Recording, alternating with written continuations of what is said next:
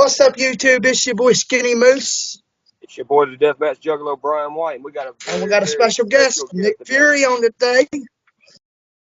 I done told Nick, Oh, we on now? he looks like one of the Briscoe brothers. He said he appreciates that. So, what made you become a wrestler, sir? I think it's just a beard, though, man. The beard, not the way Well, your I mean, face. it's something.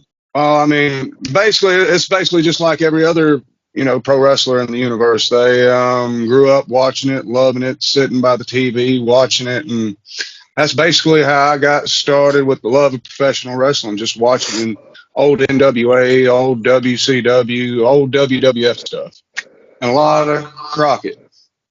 Now I know that you used to work or wrestle around in the NWA. How was your days Yeah. in the NWA?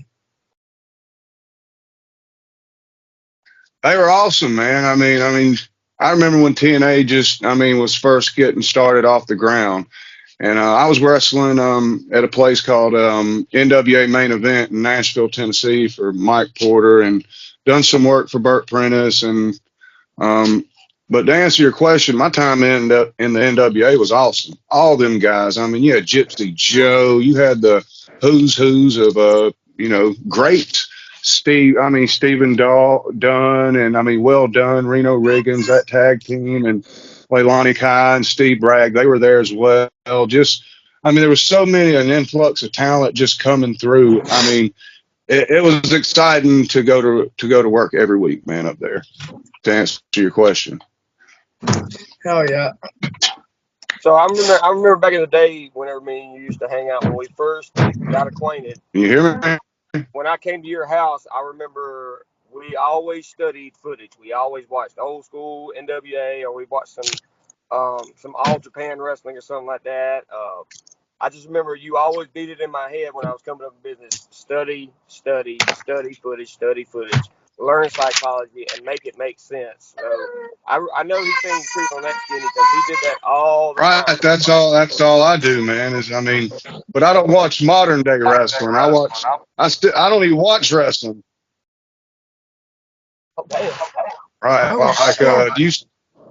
do any of y'all still watch Monday Night Raw? I don't, not really. I don't watch any of them, man. If I'm watching something, it's from the old NWA days or WCW, old WWF. Modern day wrestling is not for me, I understand that. So my first question that I have for you is, who was your biggest influence to in the business coming up? Coming up, a variety of guys, but y'all know I started with Jay Eagle, man. I was walking down the road one day. Yeah, Jay Eagle all the way, man. I was walking down the road one day and just happened to meet his son, and I was 13, and it took off from there, man. He said, "Hey, do you want to go and play around in a wrestling ring?" I was like, "Yeah, bullshit. You ain't got no wrestling ring." "No, I got a wrestling ring in my backyard." So, okay, let's go check it out. I went down. I'll be damned if he didn't have a real wrestling ring down there, man. It just went from there. Ever since. And I was 13. I put 25 years in the business as of today. Damn, that was just so long ago. And to see the guys that are no longer here, and I've come a long way in the business. I'll say that, and I've seen a lot of things. But to answer your question, that's how I got started. That was my door, my way in right there. So if y'all don't know, this is my dog Molly right here. She follows me every damn way. Hi, Molly. Figured I'd let y'all know. She'll be popping in the screen because I go take a piss. This dog's barking at the door, man. Well, she sleeps with me, everything. She's allowed to be here. No jabronis allowed. That's like my little girl. I can't. I wanted a daddy's girl. I always wanted a daddy's girl, and now I can't do anything without her being right under my feet or tripping over her. Yeah, I got a little girl too. She's 9 years old, and man, she's cut from the same cloth as me. You can tell, man. She's in the ring doing backflips. It's just, you can tell she'll probably outdo us all, man. Oh, shit. Good. That's what we want. So you said that you've been in it 25 years, right? 25 solid years, yes. So how do you feel the business has changed over the years and how it's gotten different since you first stepped foot in the ring? Well, there's a big difference. I mean, basically, back in the day, the vets. I mean, you'd have guys out there in the first match like me doing high spots, shit that just didn't make any sense, and like things where if I'd watch it today, I'd ask myself, what the fuck were you thinking? Why are you doing that? I do that But all the time. but now it's like that's welcome, that's accepted, that's what they want. They want a car crash. They don't want to see a story told. They just want to see spots, dives, super kicks, and shit like that. Yeah, I They give a definitely damn gotta less about agree. stories now. yeah, Except that's how I feel WWE, about they're still AEW. doing stories, right? Well, I feel like AEW is a bunch of spot monkeys, and they're not telling those stories. They're just trying to get that shock and awe. And yes, that's a big factor in telling your story, getting that shock and awe. But tell a damn story. Make the moves make fucking sense. When I see a man in a headlock, back in the day when you and I were coming up, when you got put in a headlock, you fought with everything you had, like you were trying to get out of it. And nowadays, they just sit there and sit in a headlock and be lazy about it. There's so much laziness. Oh, they let you go. Yeah, I or mean, they just let you go. Or then when they go for a You're suplex, breaking up, dog. I see the guy automatically put his arm up for a suplex when he didn't even grab his arm and put it up there. That's one of my biggest pet peeves, and throwing a clothesline with a windmill. You know what I mean? I mean, I can't stand that shit. So, I mean, I understand what you mean about that. And I basically been watching wrestling since I was born. I was born in the '99, but I I hear watch a lot guys of, all the time. and I feel like I see what you're saying, the story and stuff. I watch a lot of independent and a lot of death matches. And nowadays, you just see people getting in there and hitting each other. And I'm like, where's the story? What made you two want to fight? How did y'all even come about this? Now y'all just in there.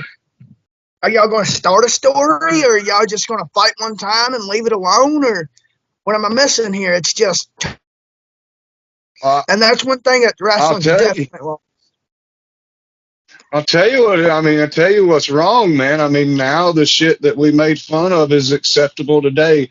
And I'm not saying every match. Oh, well, yeah, I guess I am saying pretty much is the same. I mean, yeah, I guess I am saying that every match is the same. This super kick dive. I mean, kick out of this finish, kick out of that finish. I mean, I just can't watch it. I mean, I wish I could, but I can't.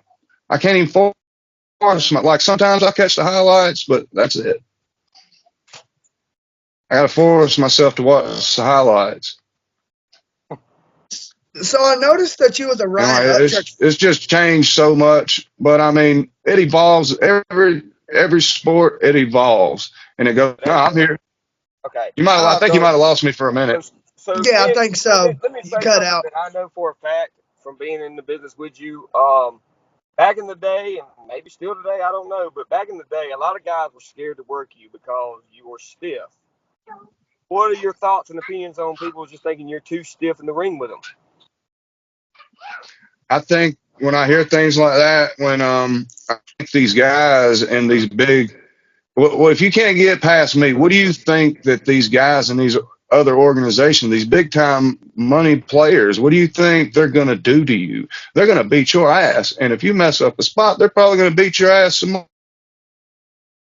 Here, the guys don't want to work me. I think, like, man, that just means you're not serious about the business. If you're scared of Nick Fury for whatever reason, you don't belong in pro wrestling, man. I mean, it, I work just like I'm no different than any guy you see on TV. I'm no stiffer than any guy that you see on any wrestling show. Yeah, but you're stiff in the safe places. You can be stiff and be safe, and that's what I've noticed about yours. Everybody that complains Are about we you. there, fellas? Yeah, Yeah, I'm here. I'm listening. All right. Can y'all see me? Yeah. Yes, sir. All right. Hell yeah. There we go. Okay, so what I I don't was know what trying to say happened, before but we we got know that, disconnected fellas. was I was trying to tell people complain about you being stiff, but I didn't hear you complain the first time when you fought Leon White, aka Big Van Vader. You never complained about Really? any hit you took from that man.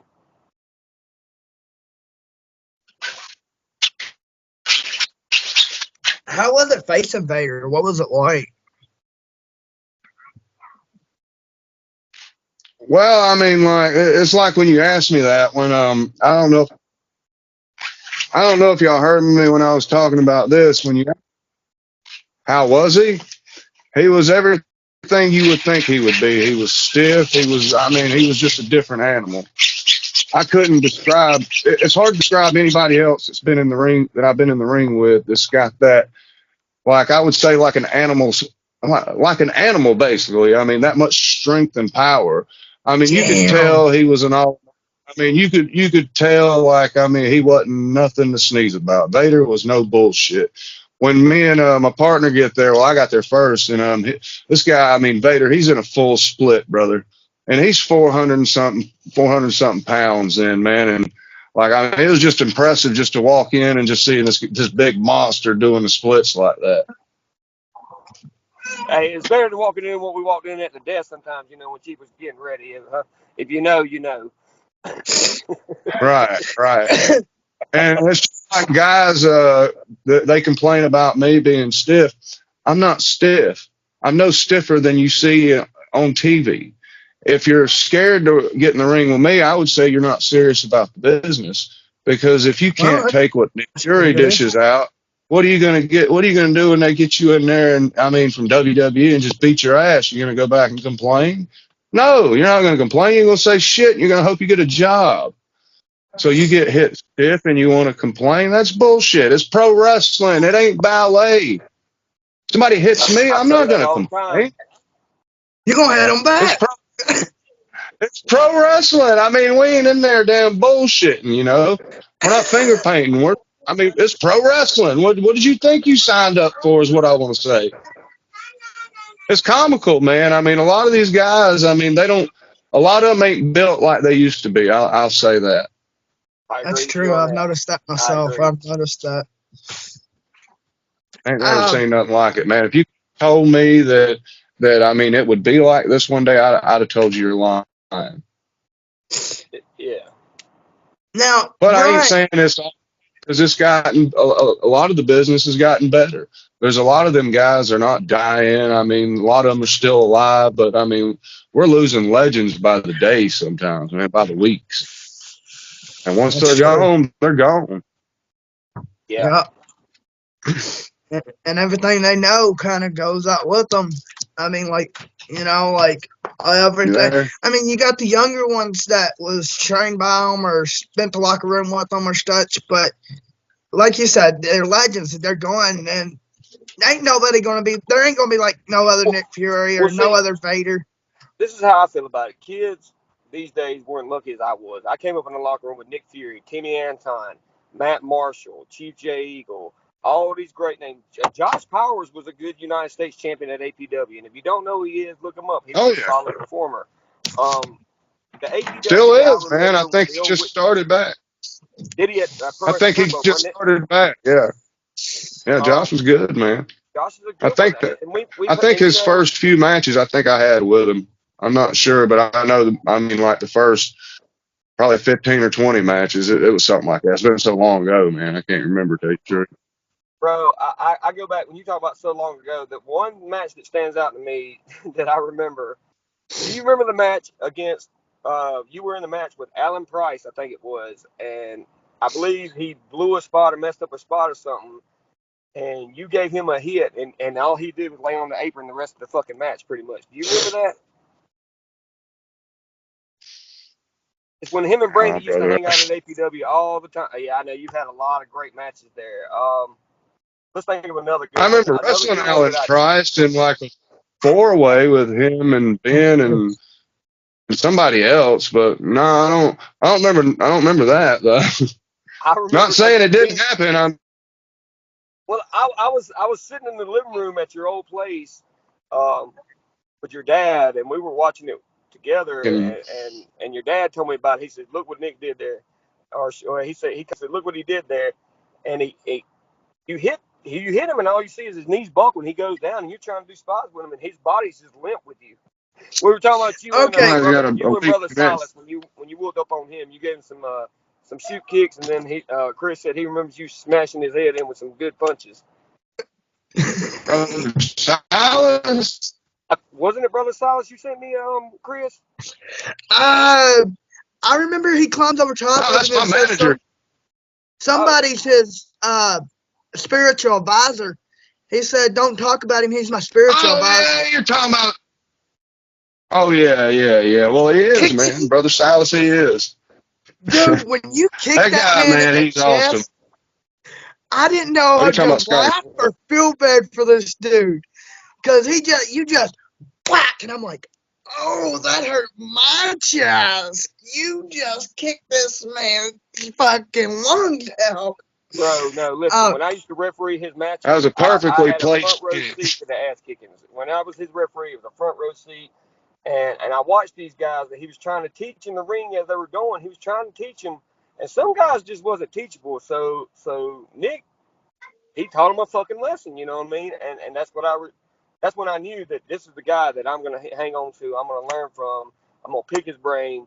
I'm gonna learn as much as I can. But I guess my question now, I'm kind of bouncing around here, Nick. Bear with me. No, You got a that's list of cool, brother. I do. jabronis, man. So who's the biggest jabroni of them all, and why? Well, I mean, what on what scale? And I mean, what are you talking about? Are you talking about in the ring? You talking about? I mean, what out of the ring? Shoot, what? Shoot style, baby. Just give me who you think is the biggest jabroni in the Carolinas or in the United States and rest of the world. Man, man, that's covering a lot, brother. I don't know. I mean, there's a lot of assholes out here. I mean, in pro wrestling. I mean, but I don't even know. I don't even know where to start. To tell you the truth, man. And I mean, there's all kind of people that's going to be watching this, going, "Is he going to talk about me? Is he going to say this story or that?" Y'all are safe. I'm not going to embarrass none of y'all, or you know what I'm saying, nothing like that. Just, I mean, I ain't got any problems with anybody out there, man. And anybody that has a problem with me, if you'd come up and talk to me, we'd probably, be okay after that, unless you came at me with that bullshit, then we'd probably have something different. But I mean, I'm a sensible man. Dude, that's not what I want. You know what I mean? I don't want to just, Well, now you're if y'all both ask me intelligent. about, if y'all ask me about somebody, I'll tell you the truth, no problem. But I don't know. There ain't nobody on the shit list, if that's what you're saying, man. To tell you the truth, because I mean, I'm sure there's a lot of guys that go around, thinking about me and consistently during their day, but I don't. I don't think about any of them. A lot of guys, man. There's a lot of them probably got that Nick Fury voodoo doll, man. Because sometimes I'll be walking and go, "What the fuck? My knee hurts." That's guys sticking needles in them and shit, going, "Fuck this motherfucker." That's probably what happened to my Tell me don't knee. fuck with it. That's probably what happened to my knee, sir. I tore everything in my knee, Brian. That's probably what that shit was right there. One of them guys poking my damn voodoo doll. I wish I was kidding, but I'm not. I feel you. So what was it like having Brian here as your referee? There he is. Brian's not a really big guy or anything like that, and he makes us look a lot bigger. You know what I mean? But every finish, Brian was there, and I never had to worry about Brian. That's why I always liked him reffing in my matches. But like, we got some good referees today, man. I mean, like guys at EPW, man, they're really coming along, and I mean all of them. There's not one,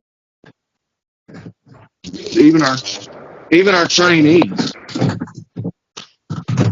Yeah, we got guys coming up. I mean, left and right there at that training center in Bowling Springs. Now, Brian, don't you have a question or a story or something that you want to bring up? Well, I don't know how much. See, you got to remember now. Like Nick said, he's been doing this a long time. He's took some harsh bumps this time. But Nick, do you remember the time Chuck Sloan had his underwear stolen supposedly at APW on Whitney Road? Send me that video. when you sent me that video, I watched it. I was like, damn, where was I at back then? Hell, I guess I just You were wasn't in paying the upstairs attention. locker room with me and Ben and a few others, but it was either you or Ben that dared me to do it, and I did it. Can you hear me? I was what? You were in the top locker room at Whitney I Road. was in my little office deal thing.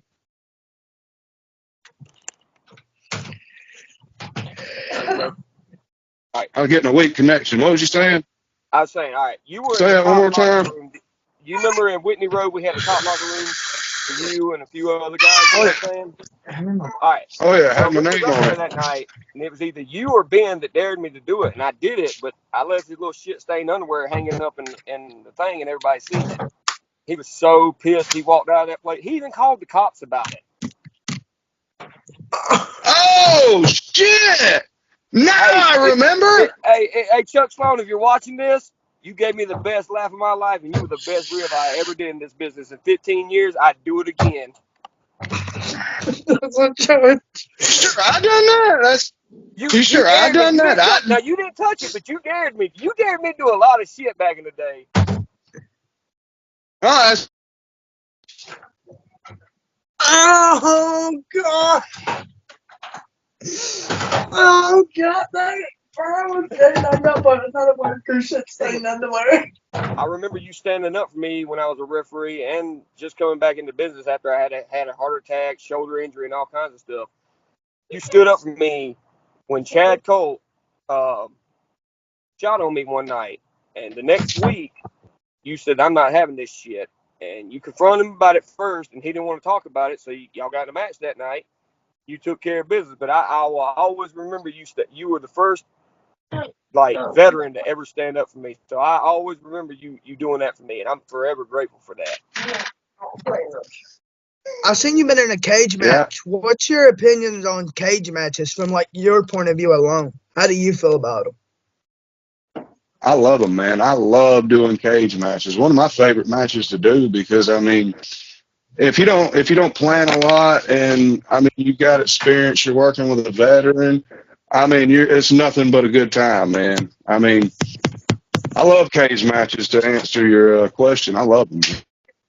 I love watching cage matches, but you don't hear that from many workers that they actually like getting into the cages. And I've done a lot of interviews, and I've questioned some of them about their word games and stuff, and they're like, "It's all right." I mean, I've had better matches. I'm like, but that's mind blowing that you love having cage matches. Yeah, I'm a big fan of cage matches.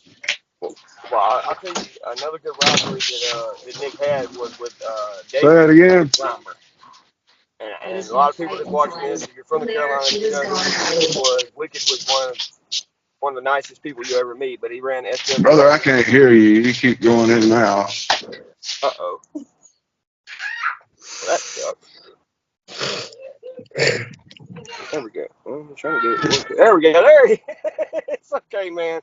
We deal with this. All right, I'm here, fellas. Oh, really? Okay.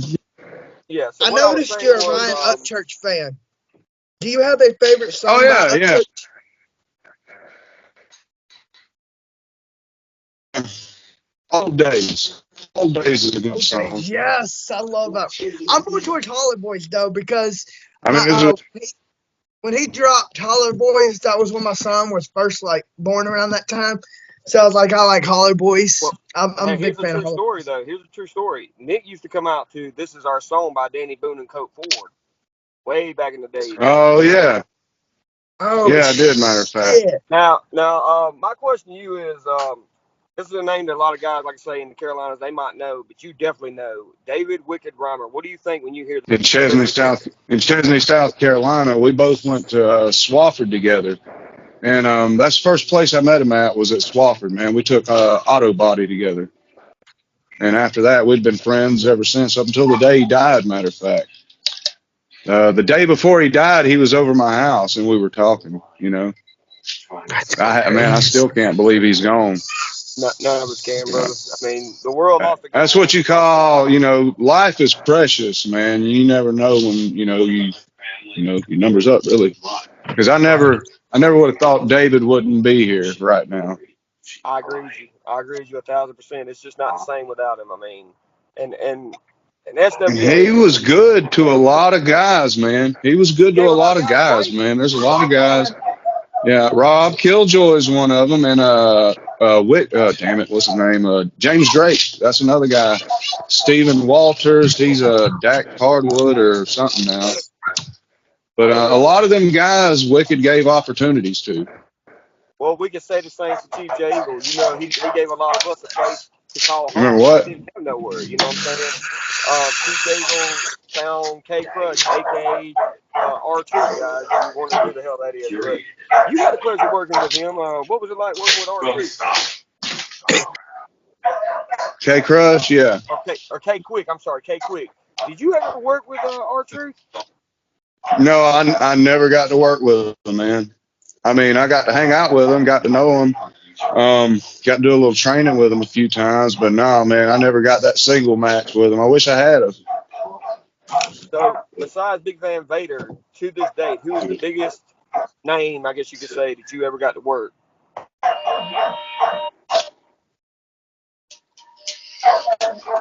Well, boy, I mean, it's hands down the Rock and Roll Express, man, Ricky and Robert. I mean, when I was a kid, those guys, them two guys and Flying Brian and Sting, those were my guys, and Bret Hart. I mean, that's who I watched growing up, man. And Chris, to be truthful, he is truly friends with these guys. Came to the house one day when me and him were watching footage. Robert Gibson came to that house and visited with us with this man and sat with him for about an hour and shot the shit with him. Yeah, oh who? Okay. Yeah, you remember? He was passing through town. Oh yeah, oh yeah. Wait, I told so Ben you're good Ryan. with Sting? Huh? You're good with Sting? No, Robert. No. Robert Gibson Ricky and Morton. Ricky. Yeah, I know them guys, but like, dang, nah, I ain't never got to meet Sting, man. Yeah, Fucking love Ricky Nick is the Morton. reason that I'm good friends with Ricky Morton and Hoot to this day. Which by you watching guys, hello. Yeah, and I remember when Kerry was just a wee little thing, man, in the locker rooms. Do you remember that? I'm sure he does. Oh yeah, man. I got a bunch of footage, man. Every time they come down here, what's left of Eagles library, their American Pro Wrestling library, I got all of it on DVDs. What wasn't destroyed in the barn fire over there at Eagles? I mean, huh? Oh, we didn't say no. Kerry Morton, like, and it's amazing to see how good Kerry's coming along now too, man. He's out there. Kerry's out there doing his thing, and he's actually doing it the right way. I mean, you can tell he's got a lot of respect for his dad, and he's doing things the way he's supposed to be doing. Well, you see, you can kind of relate to that. Your son is coming up in the business as well, so I mean, if you have, I guess the question I have to ask is for fathers like me who have sons, if they come up in our children in the dinner, if they're coming up in business, what advice would you give them that you never got coming up? What advice did I give my son? Yes, sir. Wait till you're 18. Go to school. Try something else.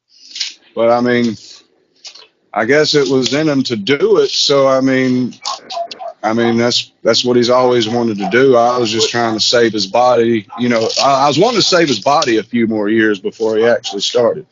You know, because you're so young and your body ain't done developing. I remember when I was scared when he first started because, you know, like any father, that, you know, I didn't want my boy getting hurt or anything. But after I seen how serious he was, I was like, all right, I guess it's in him and he wants to do it. So, I mean, I just backed off and let him do his thing, man. And I mean, he's doing it. He's doing pretty good right now, actually. Chip off the old block, man. And it goes without saying, man, I'm proud of him. I'm proud of the kid, man. You mentioned you have a little girl. Oh, yeah. So if she wants to, follow in her dad's brother's footsteps and become a worker, would you be okay with that? Or, how would you feel from your point of view? I mean, eventually, I guess, just like with my son, I'd have to be okay with it, man, because eventually they're going to make their own decision and do what they want to do. All you can do is warn them and, you know, let them know exactly what they're in store for. This ain't no bullshit, you know, there ain't no games in these rings, you know, these guys, some of them will hurt you. And you want them to be prepared, but like at the same time, you want them to save their body. Oh yeah, they're so young and fresh and just starting out their lives. You don't want to And see them. eventually, one day, I mean, that bump card is real. And when it fills up, you ain't gonna be able to do nothing else. I really just wanted to prolong, my son's body as long as possible because I know how taxing this shit is, man. I mean, I walk around. I mean, I ain't hurting, but I can tell I've been pro wrestler for 25 years. I mean, I'll say that. I've broke my neck. I broke my finger. I've tore everything in my knee. I mean, dude, this ain't no game. And one false move, man. I mean, everything in your knee's gone. I mean, like right when I'd wrestled Vader, like right when I had a few opportunities come my way, the last thing Leon said to me is, "Don't go down here on one of these bullshit shows and get hurt." Okay. Because he was like, I have no problem sending you guys to Japan if y'all really want to go. And I was like, well, fuck yeah, I want to go. It wasn't 2 weeks later, brother. I come down here and like tore everything in my knee, man. I mean, every damn thing. Oh That's shit! what I'm talking about by one false move, man. And it was off an atomic drop, something I've done 1,000 times. But David Lee Rock or whatever his name is, I guess he had something else in his mind. When he went to pick me up for the atomic drop, he took a flat back bump, and when I come down, my foot planted, and my knee just kept on rolling. It was a complete tear off the bone, man. Okay, y'all was asking me about my dad being in the business with my dad. Like it was cool, man. Every weekend, man, we would go somewhere different. Whether it was Chester, sometimes we'd even go to Tennessee, man. I wasn't never really close with my dad, so like I mean that's when we started doing that together, we really bonded, Hell, he passed not too long ago, man. Like I want to say last year. Oh shit! I'm sorry to hear that, bro. I'm sorry to hear that. Oh no, part of life, man. So would you mind us asking like who was your trainers? Leilani Kai and a guy named Mac Truck. When I first started, man, Mac Truck, he was doing yeah. Kevin, man, Mac Truck was one of the. I mean, dude, when I got in the business, Mac Truck had every championship around. I mean, every one of them, every promotion around, he was the champion. Damn, you don't see that I much couldn't these give enough. days. So you may see a champion hold 2 to 3 belts, but like they don't really get all the gold like back in y'all's day and shit. And that's what I think. Like a lot of storytelling and a lot of the actual concept of wrestling has died out. Now it's just people in there hitting and fighting each other. Yeah, there's no storytelling. So I can't hear y'all, fellas. It's all right. It's all right. Like I say, this happens a lot on the show, guys. It's all right. But I'm not gonna say there. So you go ahead with your question, Skinny. I'll think of it. How was it being in a boxing match against Kilgore? Like this was an actual ring, like a wrestling ring, but y'all turned it into like a regular boxing match with the chairs and the managers in the corner and all of that. About to brawl for it all. I think his signal's still bad. Is he still on here? He's still here. Oh, all right. He'll be back in a minute. Yeah, we're gonna have to definitely touch base on that one. But his dad was always good to me, just for the record. So anyway, to still watching, his dad was good to me. There he is. He was asking you. Now I'm back. What was it like doing a boxing match, man? I mean, it's like the brawl for it all. What was it like? I tell you, dude, it was so much fun, man. I mean, that was one of my favorite matches I've ever done. A boxing match. Like I do it again tomorrow, but it's physically taxing, and I believe I had a concussion from it. Oh shit! As soon as I get out of the ring, I had to throw up. Oh damn! Yeah, but to answer your question, it was awesome, man. Moose, what you don't realize is Kilgore is another one of his former opponents, his son, that Damian Legion, Bayou McCurry, whatever you want to call him. Him and Nick had some hellacious matches back in the day, including them casket matches y'all had. You and him had good chemistry together. And it continues to this day, man. Me and Damian Legion, he's one of my best friends in the business, man. Real genuine, good guy right there. If he's your friend, he's your friend. And yeah, we had some good matches together. And old Damian Legion, no, he's Commodore Legion now. My bad. I know what he's saying right now. It's Commodore. I know, brother. Sorry. But in my head, you're still Damian Legion from 2012. And yeah, Damian Legion, who was my partner in Legion Heat. Yeah, damn. I can't say enough about Commodore Legion. Real good guy, man. Great guy. Yeah. So is there anything that you regret in your 25-year-long wrestling career? Ooh. Well, I think sure, man. I mean, it's just like no different in life, man. Yeah, I mean, there's a lot of things I regret. Don't get me wrong, but every footstep I've taken in life, just like in a wrestling ring, has led me right here to this camera talking to you. And God's got a plan for everybody, and I'm no different. And yep, I agree. There's a lot of things I regret, and some things I would do different. But I don't know, man. I would do a lot of things different. Don't get me wrong, because I never treated this, like a business. Always, it was just a game and all fun, to me. Now I'm taking it serious, though, man. I mean, but back then I wasn't really, taking it serious when I first started. But yeah, to answer your question, yes, there's a lot of things I would have done different, just like in life. Yeah, many regrets, but I can also look ahead and say, well, everything I've done has led me to this point. I've got a son that got into business because of what I've done. You know what I mean? And I mean, he's making me proud in the ring. You know what I mean? I couldn't be more proud of him. I mean, everything I see with him on, I'm just like, that's my boy, man. Hell yeah. Love that. So yeah, that was a good match you and him had, by the way. I watched that the other day. That was a solid fucking match. Yeah, and nobody can say out there I took it easy on him or anything like that. I treated him just like anybody that was in his position. He was a rookie then. I mean, I treated him like a rookie. But out of that, he learned a little bit of toughness, I'm sure, because I whipped my son's ass, just to put it on him a little bit. Just to show him, just a little bit, But he took it like a champ, I will say that. He took all of that and didn't complain. I figured he'd be bitching about it. That name. Man, when I hear his...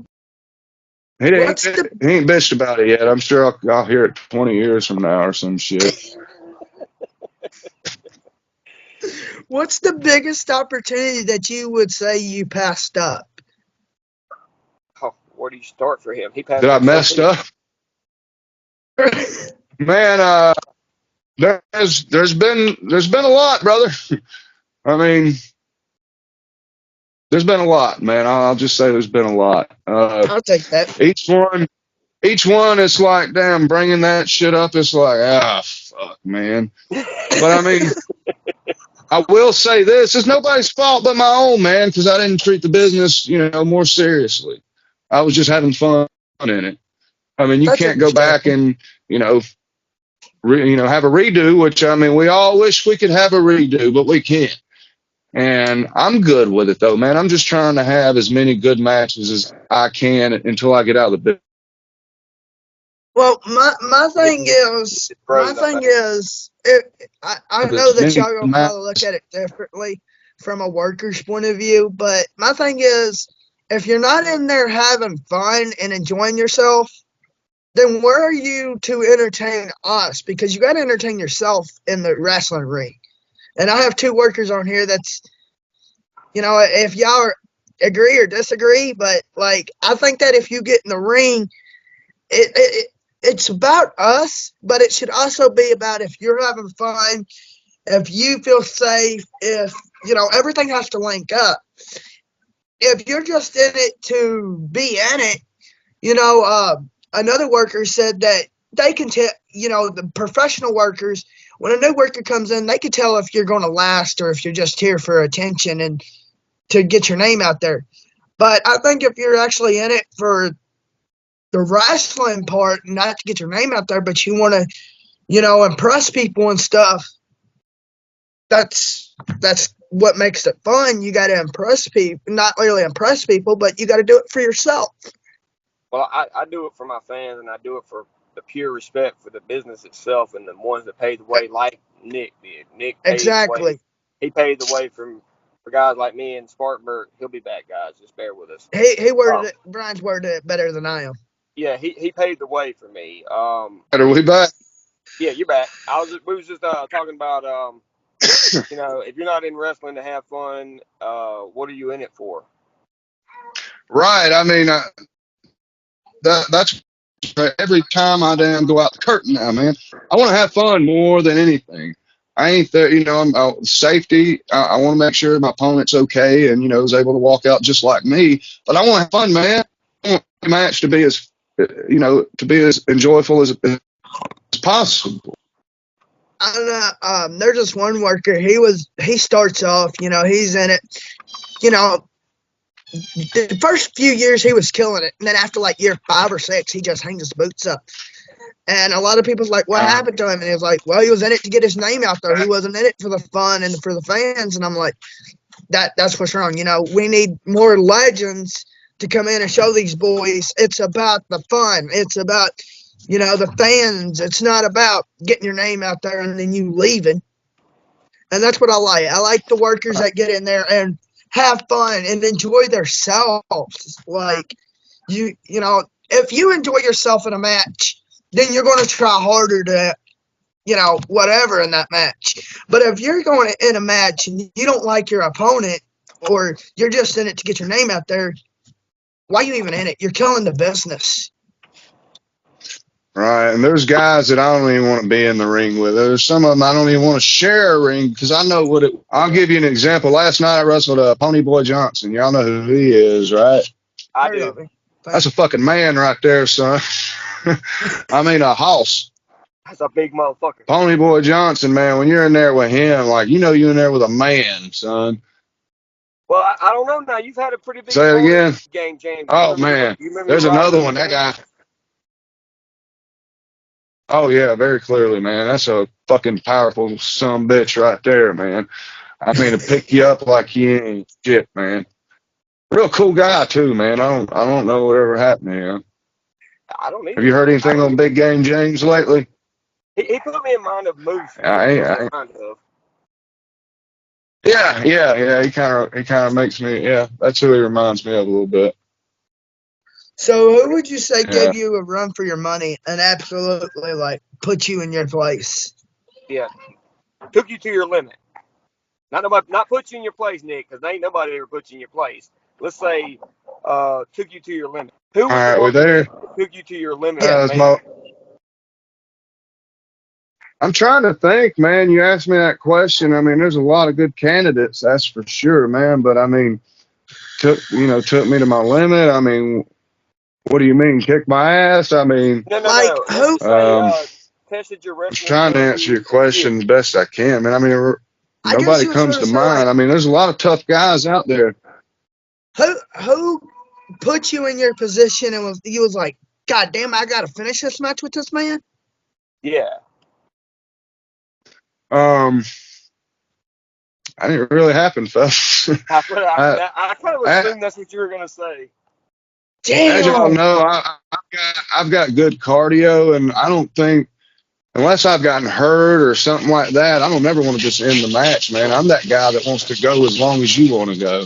Well, most importantly, you ain't got no bitch in your blood. I mean, I've never seen you back down from any man that's came Zero. Away. There is no man that when I personally watched him come up to him in the locker room and challenge him, he has never turned an opponent away. Ever have I ever seen Nick Fury do that. There's been a lot of guys that's turned my match down, thow. A lot. The fact that nobody's took Nick to his limit. Oh my God! I mean, I'm sure there's a lot of shit I'm forgetting to tell you right now, but like, damn, nothing really comes to mind, to tell you the truth, man. There's a lot of guys that gave it back to me. That's not what I'm saying at all, because believe me, there's some tough guys in pro wrestling, man. Okay, then. But none really come. Who's the hardest hitters that you've ever faced?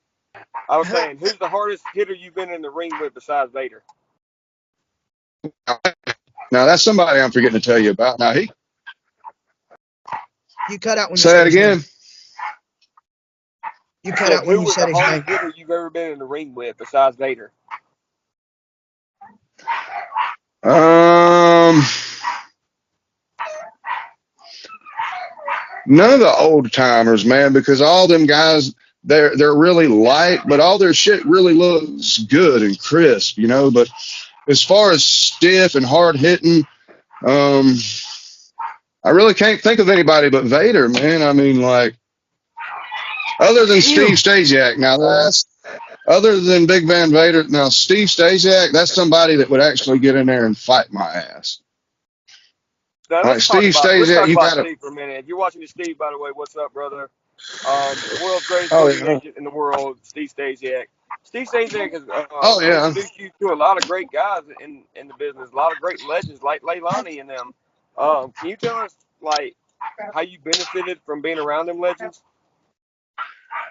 Oh man, a world of knowledge, man. I mean, just sitting in the locker room with them guys. Like I remember like being 18 years old and you got Dangerous Doug Gilbert here, Gypsy Joe. I mean, you got the who's, Leilani. I mean, all these guys at the Nashville Fairgrounds. I mean, it was a pleasure just to be around them guys and share a locker room with them, you A know. big learning tree. When I want to say I was 18. I was in the locker room with Doug Gilbert, and I was about to go out. He said, "Hey, who the fuck are you?" I said, Oh I'm Nick shit. Fury, man. I'm in the first match." Dangerous Doug Gilbert informed me I wasn't shit in Nashville until I went through Dangerous Doug Gilbert. Oh shit. Yeah, I mean, I told you, man. Nick has been around Hold guys on, doing an for a interview. while. He's done many promotions. He's gotten many guys over. Some that deserved it, some that didn't. But Nick has always been a giver to this business, and he's given so much to us. So many memorable matches.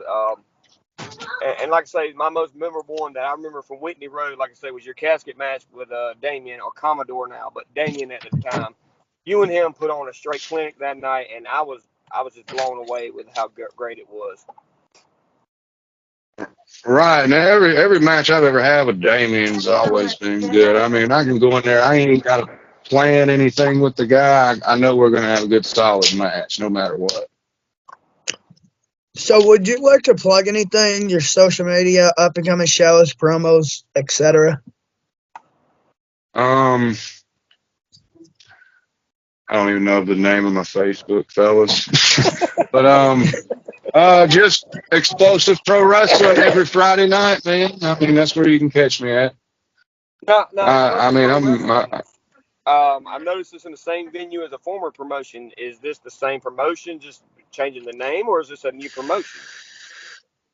uh, totally new promotion, basically. I mean, you had American Pro Wrestling, then you had Asylum Pro Wrestling, now you have Explosive Pro Wrestling. Owners over the years have changed, but I mean, my relationship with them for the past 25 years is, I mean, it's Rhonda Bragg and it's um, a few other people there, Michelle. Both of them, they basically run the thing, and I mean, I wrestle for them. I mean, I've been wrestling for Ron. I've known Rhonda for like, I mean, basically as long as I've known Eagle, and I mean, she's keeping the tradition alive, and I mean, I'm excited for the future, man. Tell you the truth, I mean, ever since I've come back, it's been nothing but great matches. I mean, me and brother Silas, and that's a guy, man. He's come along too. He hadn't been in this very long, and you would think he's a 10-year plus manager. You know, he's already a good, wealth of knowledge. That guy come and done a interview with me, man, and I mean, he was just on cue, man. I mean, barely had to, say anything. He basically carried the interview, you know. But I mean, every time I go out there with him, man, it's cool, man. We have a lot of fun, man. Now we brought Malik into the picture, and like, I mean, in Bowling Springs, fellas, on Friday nights we having a damn ball, man. I mean, It looks like it, man. I've watched the oh, videos and stuff I see posted regularly. I mean, it looks like there's a lot going on, a lot of good stuff. I mean, I'm excited to see what product's going to be made out of this. I mean, right, speaking of, and there's speaking plenty of of new. Rhonda, my question was, you mentioned Yeah, Rhonda Bragg. Um, yeah. when you think the name Bragg, what does what does Jerry Bragg and Chief Jay Eagle, what does he mean to you, and what do you want the fans to know about him that they may not know? That Jay Eagle is a good dude, man. I mean, I've known Rhonda and Jay. I mean, they have kept pro wrestling alive for like the last, I would say 25, 30 years that I've seen. And I mean, Consistently too. Rhonda and Eagle, they're not together anymore, but I mean, that's life, you know. And I hated it came to that, but I if Jay Eagle, he's gave a lot of guys a lot of opportunities, and there's a lot of guys that wouldn't be wrestling even. All right, now I'm back. You asked me how I thought about Jay Eagle. What I think about Jay Eagle is this: it's going to be hard to fill his shoes once he leaves and starts to hang them up for sure. Because in the Carolinas, Chief Jay Eagle's been a name that's been around pro wrestling down here for 30, 40 years. But will and when he he ever finally hang it up? I don't know, man. I mean, I think he wants to go out in the ring, and who's to say, hey, you should hang it up, man? Because I mean, we're all gonna Tell us more about your time with the juvenile delinquents and what that meant to you, and why it was so special to you. Well, man, when we first started doing that, man, AJ and his wait a minute, damn, Easy Money, my bad. That's the Easy, I'm yeah. thinking of. They were teaming. Oh, come on. Weeks, but I was doing the same thing for about 3 weeks, maybe, and then after that, he decided to give all of us a push. And I mean, we took off. All of us did, man. We all started, coming into our own, learning what we were supposed to learn, and it was on time of everything and where we were at in our careers and everything. But I mean, to answer your question, man, the juvenile delinquent, it was awesome, man. It was a fun ride while it lasted. That's for sure. You guys were so over, like, especially at the Shamrock Cafe, Whitney Road. Hey, the truth, I wish I could do it over again. I wish y'all could too, man. Run it back one more time. But I used to team up, the two guys I teamed up with.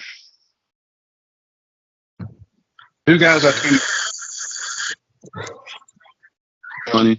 I think that lasted maybe 2.5. But the time it lasted, man, it was fun. I look back fondly, like, yeah, that was awesome to do. Can you tell us more about I'm not gonna say feelings because this ain't about feelings, but your professional opinion of one Rob Killjoy.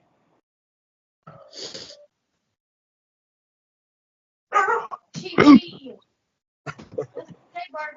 Who? Rob Killjoy? What'd you say? Rob Killjoy.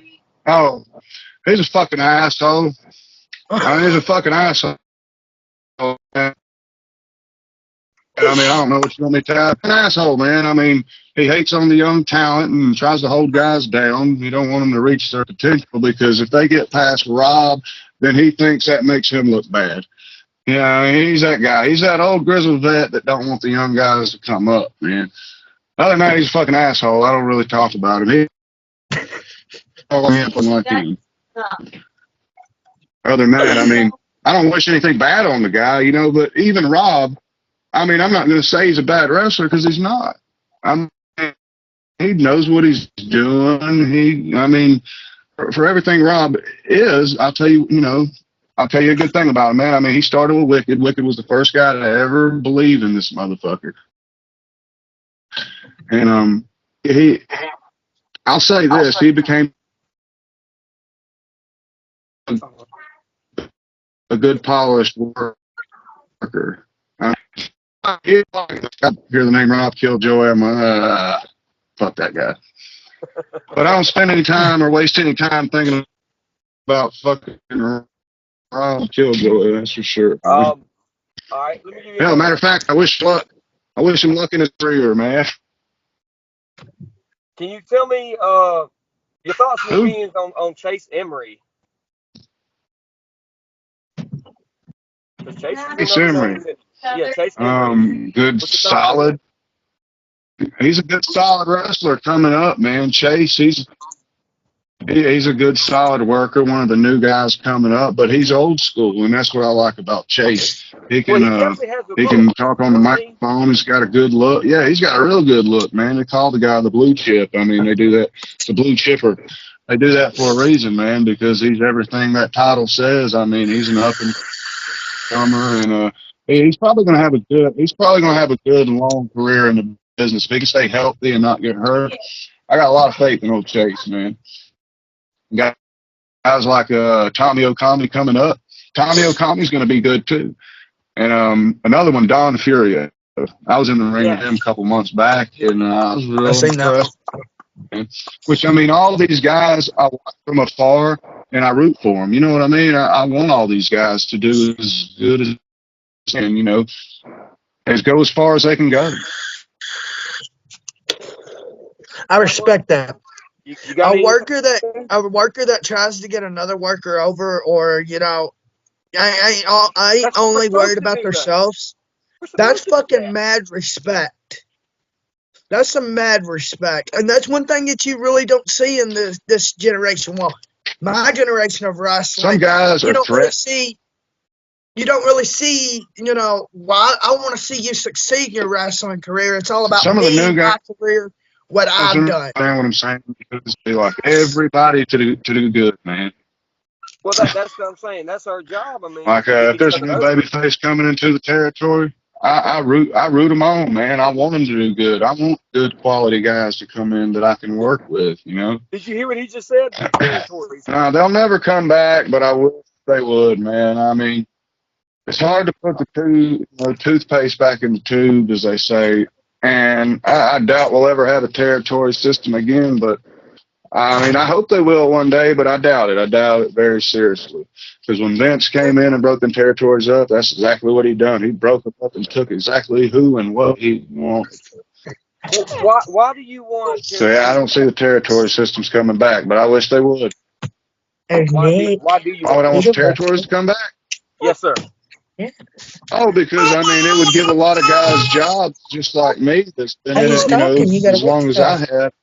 They would have a need for, top baby faces and top heels in their area, and they would employ them like a company, you know, like Dollar General, Warehouse, and all that. I mean, guys, they don't know what they done to a business that was making so much money. And if they'd have just respected it and not gave all our secrets away, we'd still probably have a business today. Damn, you know, with all the secrets and stuff though that are out, but you could still you don't show people how we do this shit. Once you show them the magic and how it was done, people stop giving a shit. You know what I mean? Back in the day, you would have sellout record crowd. And now I seen like a picture of AEW's crowd, and Jesus, they're not even filling up half the arena, much less all of it. And I mean, I hear them talking about ratings and. The internet has killed kayfabe. Yeah, kayfabe is dead, and it's been dead. That's what I was going to ask. Does he feel like kayfabe's dead? I was going to ask him about kayfabe.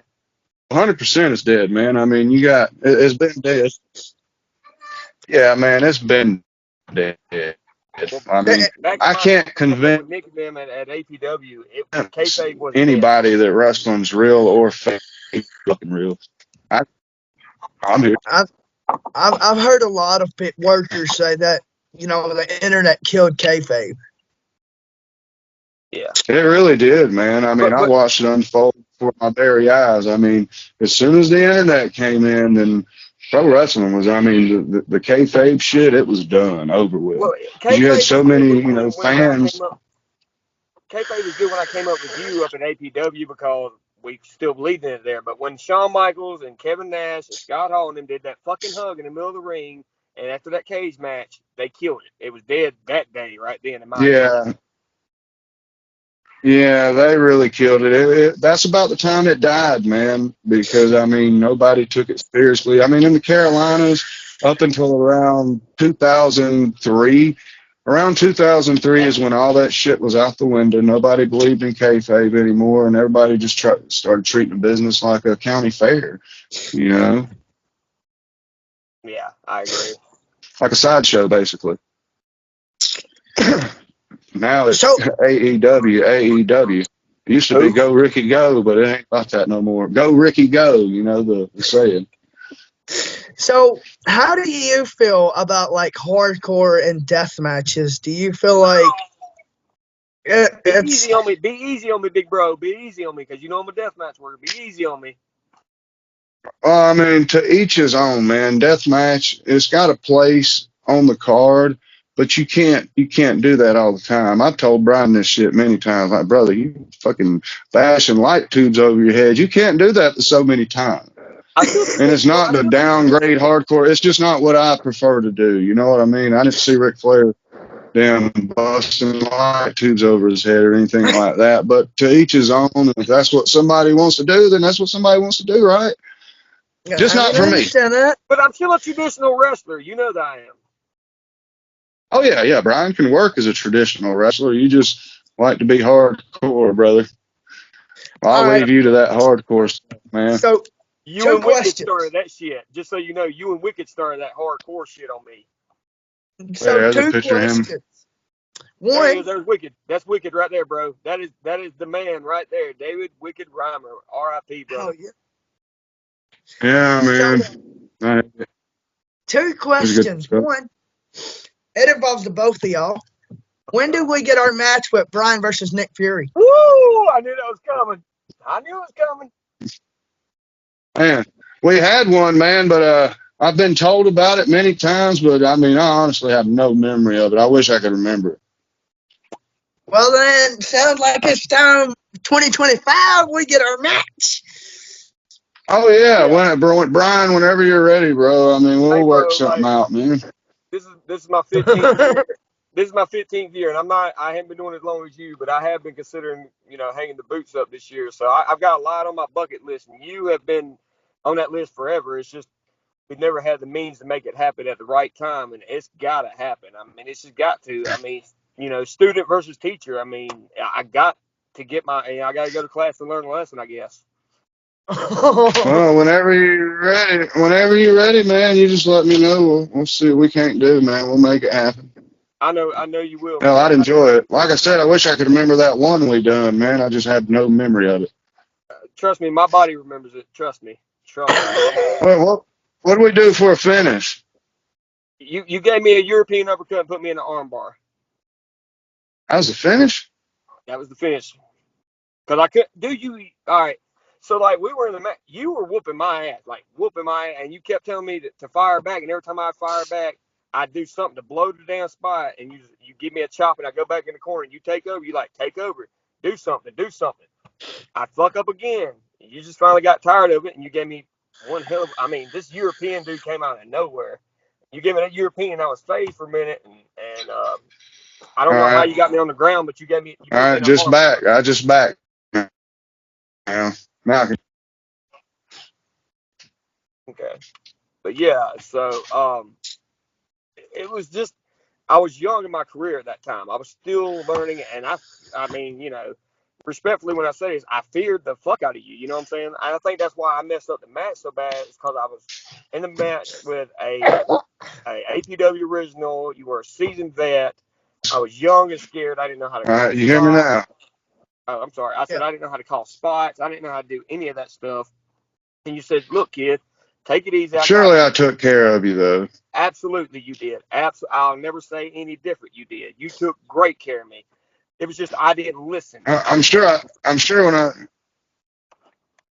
was just too focused on the name Nick Fury. I wasn't thinking about that Nick Fury is a human being just like me. He's a man just like me.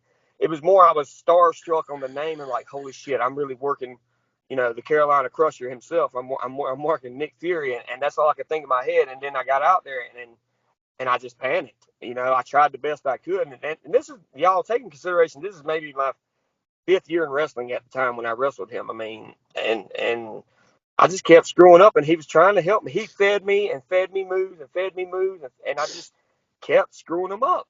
And it just needed some correction. So he gave me some correction, and after that, we had a talk.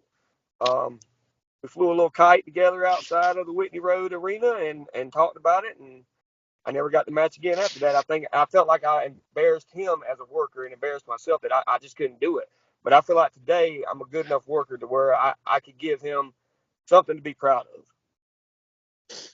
Right. So, I'm sure that conversation went like this. Brian, I'm sorry I had to beat your ass, dude, but you didn't give me any choice, man. Are you okay?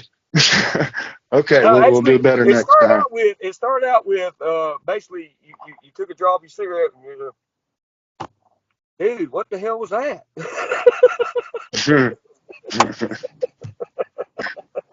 And that sounds about right. My brother, Oh, what were we doing? I don't know, man. I don't know, because when we went to Whitney Road on Saturday nights, it was always card subject to change. You never knew who you was working that night. There could be 20 matches on the card, 10 matches, 3 matches, but you never knew who you were working. And that one got thrown in at the last minute. And I keep losing you, brother.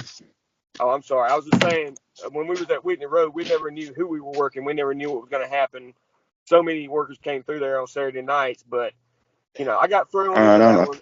I feel like I wasn't ready for it, and you deserve better. That's why we're going to do it again. And in 2025, we're going to run it back. Definitely. So, is there anybody that you would personally like to call out? Yeah, I can't wait to hear that one. Any bookers is watching this, book the match. Anyways, who do you want to call out? Any workers you want to call out, particularly you want to work this year in 2025? I want the best ones. I want the guys that are, that are better than me. And there ain't really nobody to call out because I've wrestled, the who's down here. And I'm sure there's a few that have gotten better or a time or two, but there's a lot of That's why I good say talent I want coming it up, back. man. In 2025, we're going to run it back. We're going to do it again just because I feel like I have way more to offer you this time, and you'll have something to really, really be proud of. So, And you can tell as a worker where you're at, and you know what I mean. You know you can do better than what you done back then because you didn't know, what you know now. That's right. so me and Brian's starting something new on the channel, and you're gonna be, I guess, the first one if you want to be, called Shoot Style. So it's whatever, as a worker, you have the ability now to say whatever, shoot, whatever you want to do. It's all on the table. Yeah, Let's the hear it. floor is yours. You can What are you shit on talking? people. You could call out anybody. You could just let it all out. Let's hear it. Well, there ain't really nobody I like to call out or shit on anybody. That's not what I do, man. But there's a lot of guys out there I could just chop their fucking legs off right now. It'd be a perfect opportunity to tell everybody what a piece of shit you are. But I'm not gonna do that, man. If you guys want to know something about somebody and you ask me, I'll give you my true and honest opinion on them. But here's my part of the segment. Let me say this, since you don't really have one, I have someone. One person being Jay Blade. I worked with him at IWA Deep South, and recently I quit, working for that promotion. I never had a problem with IWA, so anyone's watching, I never had a problem with the promotion, workers, the bookers, or nothing, except for this worker who recently wants to be a jabroni and be a keyboard warrior and run his mouth in Messenger, but not come back and talk to me when I've talked to him or tried to make attempts to talk to him a million times. right. So Jay Blade, if you're watching this, you can either message me and talk to me like a man, or we can meet up in the ring and sell it that way. Either way, I need a fucking answer as to what the hell your fucking problem is. Because I haven't done a damn thing to you or IWA Deep South. I'm not under contract with nobody. I am an independent professional wrestler. I can go anywhere I want to, anytime I want to. So if you got a problem, and I know you do, man up and fucking come at me. And that's for anybody. If you're a wrestler and you got a problem with another wrestler, let me tell y'all how it worked in my day, fellas. You would go and find that guy in the locker room and say, "Hey, motherfucker, come here. I need to holler at you." And y'all would either talk it out or you would step out back. One or the other would happen. When you have a problem with a man, Here's a life lesson for you. You have a problem with a man, you walk up to that man and say, motherfucker, this is my problem and this is why. Simple as that. That's true. But don't be a fucking keyboard warrior. I can't stand that shit. Right. I don't throw no shots unless they got it coming. I don't make videos and say shit about people unless they got it coming. If they need some attention and they want some attention, if they want to repost shit that they posted last year and they want to repost it again and want some attention, I will give them that attention. I don't want to, but I mean, when, fuck that. You want to be an asshole? Fuck it. I'll give you the attention you want. Like I say, I wasn't under contract. I did a couple of pay-per-views with them. I had great success in IWA Deep South. Great success. And again, I thank Kevin and Tyler for them opportunities and every man on that roster, except you, Jay Blade. Right. Like I say, I know you're watching, Jay Blade, and you just need to understand that I ain't done shit to you, and you came at me sideways, and you still ain't got back with me. So that just lets me know where you are as a person. I ain't gonna say as a man because I'd be using that term loosely. Damn. Well, you got some feelings about what's his name, Jay Blade? Yeah, Jay Blade. This is in your house. This is that hardcore community y'all do, right? Yeah, well, he's a very good. He has a good lucha cruiserweight style to him, and traditional style. He doesn't do death matches all the time. He's more of a traditional worker. But this all, like I say, just started over some BS, and I don't know what it is, and I can't figure it out. And he won't, man up and tell me. I've called his personal number. I've messaged him numerous times. I've done everything in the book I can to figure it out. So now my question is this, Jay Blade: do I have your fucking attention now? Damn. I don't know the guy, but hey, man, give Brian a call, man. Y'all work it out, man. Dude, that's the last thing you ever want, man, is heat with any of the guys in the business. I mean, I could have one of my enemies that I fuck, which they ain't many in pro wrestling. I just hate and can't stand. There ain't too many people in life like that to me. But I mean, if it's just somebody I can't stand, 9 times out of 10, I would try to resolve the situation. And, ask them, hey, what's your fucking deal? Other than that, after that, if they still have a problem, fuck them. It's their problem. Because I don't spend no time out of my day worrying about what this guy, that guy, or anybody else on fucking earth thinks of me. Because, I mean, most of them, they don't know me at all, man.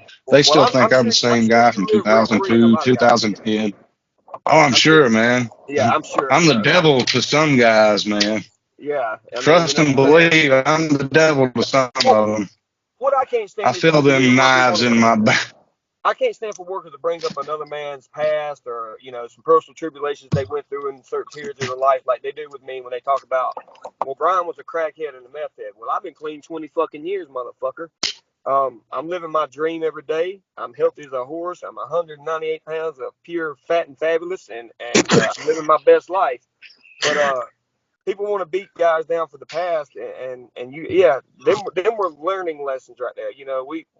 I had to learn as I came, and there's learning curves in life in general too. But I got sober, I got clean, and if that's the best you got on me, go for it. If it makes you feel better about yourself at the end of the day, go for it. Whatever, because I know who I am, and I can face Brian Cummings when I look in the mirror every day.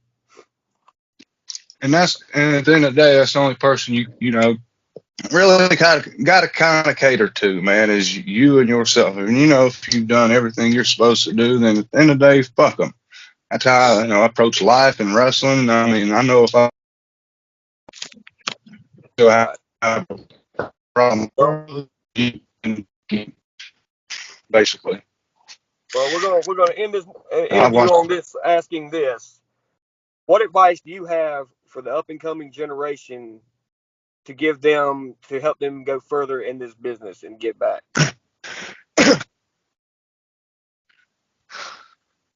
I would say know that it's no bullshit. Well, I mean, it's hard to give advice because I'm not coming into the modern day wrestling. I'm coming from, you know what I'm saying, like years of. But one thing I would say is take care of your body and wrestle smart. Don't wrestle like some of these fucking idiots just doing shit to be doing it. Stop doing dives. There's no sense in doing them anymore. Everybody fucking knows what you're doing. Just stop, man. I don't even do them anymore. It's not because I'm scared or anything. Like, I mean, Jesus, I've done 1,000, but when you see guys doing them, 2 and 3 times before you come out, it doesn't mean shit. It's like a super kick. I love doing a super kick, but I mean, I'm only going to throw it on a special occasion because there's probably been 15 before I threw mine.